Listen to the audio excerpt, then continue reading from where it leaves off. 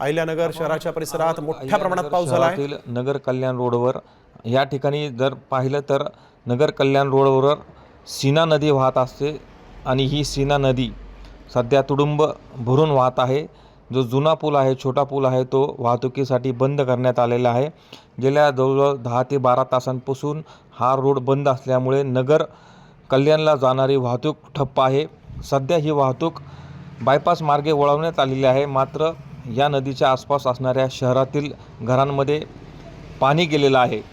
अतिक्रमण झाल्यामुळे अनेक ठिकाणी ही नदी शहरातून वाहते आणि त्यामुळे नागरिकांच्या घरात पाणी जाते। या निमित्ताने पुन्हा एकदा अतिक्रमणाचा प्रश्न निर्माण झालेला आहे। त्याचप्रमाणे जर आपण पाहिलं तर नगर कल्याण रोडवरील जो सीना नदीवर पूल बांधण्यात येत आहे, ते पुलाचे बांधकाम गेल्या 1 वर्षांपासून सुरू आहे।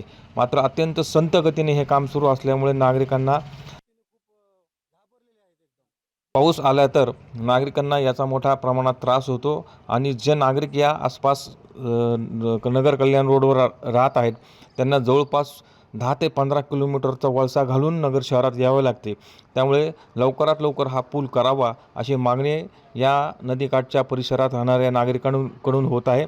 आणि हे ड्रोनचे दृश्य आपण पाहू शकतो की किती भयानक पद्धतीने हे नदी वाहत आहे आणि संपूर्ण आजूबाजूचे शेत असतील किंवा वस्ती असेल या ठिकाणीही पाणी घुसलेलं आपल्याला या ड्रोनच्या दृश्याच्या सहाय्याने पाहायला मिळतं आहे। साम टीव्हीसाठी सुशील थोरात, अहिल्यानगर।